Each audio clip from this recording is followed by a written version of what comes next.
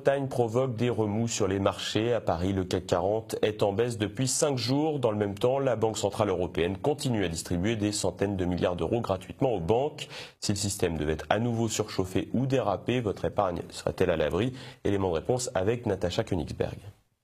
Cela fait des mois que circulent sur Internet, dans les médias de réinformation et depuis peu dans les médias officiels, des articles expliquant que les banques pourront se servir sur votre compte pour éviter la faillite. Tout cela est absolument vrai. Une directive européenne fixe les règles de sauvetage d'une banque en cas de difficulté. D'abord, ce sont ses actionnaires qui seront mis à contribution. Si cela ne suffit pas, les obligations émises par la banque verront leur valeur réduite ou bien elles seront carrément annulées afin de désendetter la banque. Enfin, si tout cela ne suffit toujours pas, la banque pourra ponctionner les comptes de ses clients. C'est arrivé à Chypre en 2013. Les principales victimes de ce plan de sauvetage étaient des clients russes qui mettaient à l'abri une partie de leur patrimoine financier à Chypre à cause des taux d'intérêt faramineux servis par les banques locales. Mal leur en a pris. Par ailleurs, des fonds de garantie existent. Le fonds de résolution unique, mis en place à l'échelle de l'Europe, espère disposer de 50 à 60 milliards d'euros d'ici 4 ans pour pouvoir intervenir dans le sauvetage d'une banque. 50 à 60 milliards, cela paraît beaucoup. Mais c'est en fait très peu, ridicule même. Quand la bulle des subprimes a explosé aux États-Unis, en 2008, ce sont des centaines de milliards de dollars qu'il a fallu mobiliser en quelques heures pour renflouer les banques. Autant dire que la fameuse garantie des dépôts, jusqu'à 100 000 euros, est une utopie complète. Elle jouera si une seule banque, isolément, est en difficulté et si elle n'est pas trop grosse. Mais si plusieurs banques mordent la poussière en même temps, votre argent disparaîtra avec elle. Donc, à la question « Votre épargne est-elle à l'abri à la banque ?», la réponse est évidemment et forcément non.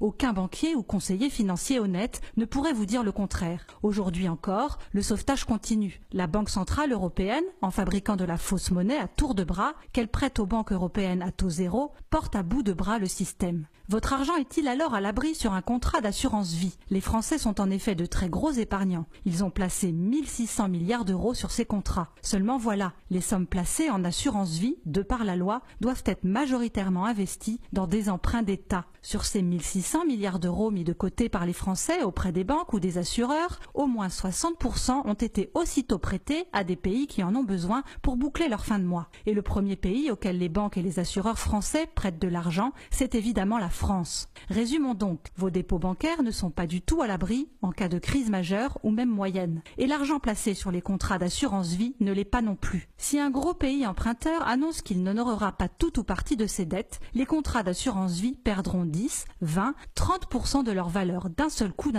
sans que rien ni personne ne puisse rien y faire. C'est pour cela que depuis des mois, tout est fait pour chasser l'argent liquide de l'économie, en passant à 1000 euros maximum le montant des achats que l'on peut effectuer en liquide, en faisant disparaître le billet de 500 euros. Ce n'est pas un hasard si l'or est redevenu à la mode depuis quelques mois. Il a encore pris 2,25% en une semaine. Dans le même temps, la bourse de Paris a perdu près de 6%.